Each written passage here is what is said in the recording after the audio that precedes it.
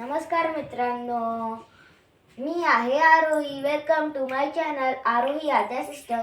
तर आज आपण शिकणार आहे singular and plural. What is singular? Singular म्हणजे जे एक असतं आणि प्लुरल म्हणजे काय? जे अनेक असतं, म्हणजे खूप असतं, मोर. तर चला आपण थोडे एक्झाम्पल घेऊ, आपल्याला अंडरस्टँड व्हायला आणि इझी वाटायला. तर पहिला आहे पेन.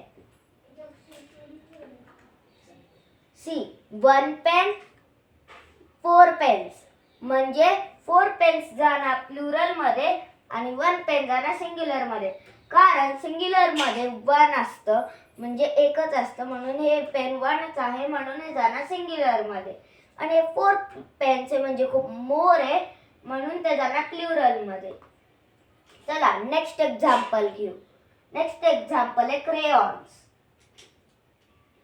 हे बघा, इथं एक क्रेयॉन आहे आणि इथं खूप आहे, म्हणून एक क्रेयॉन प्लुरल मध्ये जाणार नाही. आणि हे क्रेयॉन्स खूप सगळे वाले सिंग्युलर मध्ये जाणार नाही.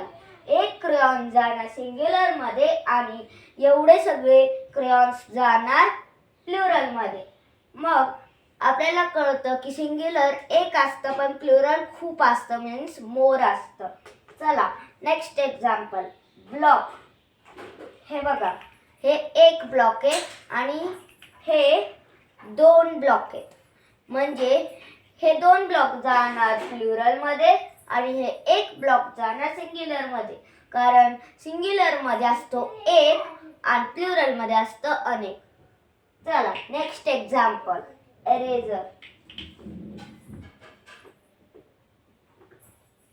हे बघा किती इरेजर्स आहेत, पण मी ह्याच्यातून एक काढला, म्हणजे काय आहे हे प्लुरल आहे का? नाही. आणि हे सगळे सिंग्युलर आहे का? नाही. हे एक आहे आणि म्हणून हे जाणार सिंग्युलर मध्ये. कारण आपल्याला आधीच माहिती की एक असतं सिंग्युलर आणि खूप असतात प्लुरल. पुन्हा म्हणून हे जाणार प्लुरल मध्ये आणि हे एक आहे, म्हणून हे जाणार सिंग्युलर मध्ये. चला नेक्स्ट एक्झाम्पल घेऊ, बुक. हे बघा, ही एक बुक आहे पण हे 2 बुक आहे. तर ही एक बुक जाणार सिंग्युलर मध्ये आणि हे 2 बुक जाणार आहे प्लुरल मध्ये. तर ह्या सगळ्या शिक्षण मधून आपल्याला कळतं की सिंग्युलर फक्त एक असतं, पण प्लुरल एकूण जास्त असतं, म्हणजे मोर असतं. पुन्हा हे सगळे एक्झाम्पल आपल्याला हेल्प करतात इझी समजायला. चला आपण अजून एक्झाम्पल्स घेऊ, जसं की ट्री. ट्री एकच आहे पण ट्रीज खूप आहेत. ट्रीज आपल्या एन्व्हायरमेंट मध्ये खूप ट्रीज आहेत, पण एक ट्री तो जाणार सिंग्युलर मध्ये आणि खूप ट्रीज जाणार ते प्लुरल मध्ये. चला नेक्स्ट एक्झाम्पल घेऊ, पिलो. पिलो एकच आहे पण खूप पिलोज, म्हणजे मोर पिलोज, हे जाणार प्लुरल मध्ये आणि एक पिलो जाणार सिंग्युलर मध्ये. चला आता नेक्स्ट एक्झाम्पल घेऊ आपण, विंडो. एक विंडो घरात आहे तर ते सिंग्युलर मध्ये जाणार, पण अनेक विंडोज जर आपल्या घरात असते तर आपण ते विंडोज जाणार प्लुरल मध्ये. आपण विंडोला एस ऍड केले म्हणजे ते प्लुरल मध्ये जाणार. चला आता लास्ट एक्झाम्पल घेऊ, बॅट. एक बॅट पण अनेक बॅट. अनेक बॅट जाणार का सिंग्युलर मध्ये? नाही. अनेक बॅट जाणार प्लुरल मध्ये आणि एक बॅट जाणार सिंग्युलर मध्ये. तुम्हाला माहिती का काय असे एक्झाम्पल्स असतात जे आपण सिंग्युलर आणि प्लुरल मध्ये नाही घेऊ शकत? जसं की फिश.